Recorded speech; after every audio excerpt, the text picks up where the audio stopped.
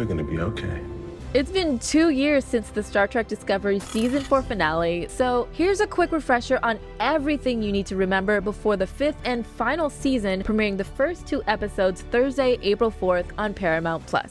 So last season, the Discovery crew encountered this dark matter anomaly that was destroying whole star systems, including Book's home world.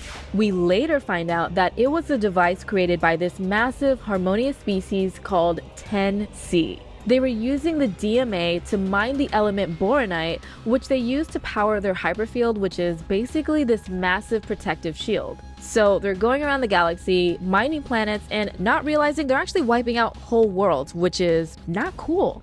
Book then teams up with a scientist named Tarka to destroy the DMA once and for all, both of them united in grief after losing loved ones because of it. If Booker and Tarka succeed, they risk provoking a highly advanced species capable of destroying us all. In the finale, Discovery's main goal was to save Earth and Navarre, formerly known as Vulcan, from total catastrophe because the DMA was barreling towards both planets. And Tarka, consumed by revenge, was in the final stages of his plan to blow up the DMA no matter what using Book's shuttle. But Book had already realized that the cost was way too high and tried to convince him to back down. I'm doing exactly what we said we'd do.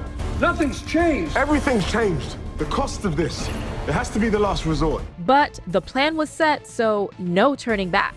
Meanwhile, Burnham was intent on getting through to the 10C about their unwittingly destructive device, but they were ignoring her because they believed Discovery was working with Book and Tarka. We know this because Madam President Serena mind-melded with the 10C and saw how scared they were.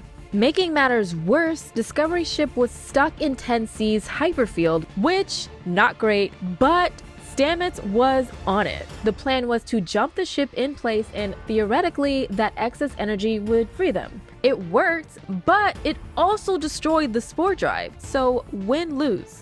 Meanwhile, Earth's General Ndoye destroyed Book's ship with her own shuttle. Don't worry, she survived. And what about Book, the guy who tried to save us? Yeah, he was presumed dead from the explosion and Burnham was devastated. But the DMA was still a threat, so the captain pulled herself together and led the crew to the 10C for one last attempt at diplomacy. And you know what? It worked. 10C agreed to stop using the DMA, but maybe just one last time to send the Discovery crew home.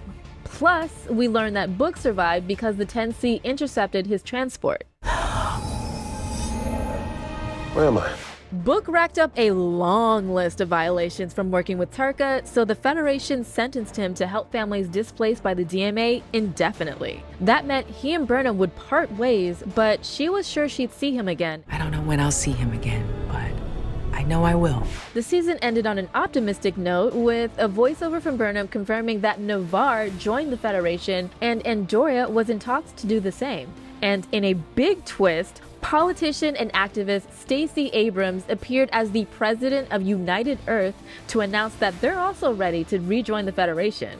And there you have it. That's everything you need to know before jumping into Star Trek Discovery's final season. Let us know your hopes for Season 5 in the comments.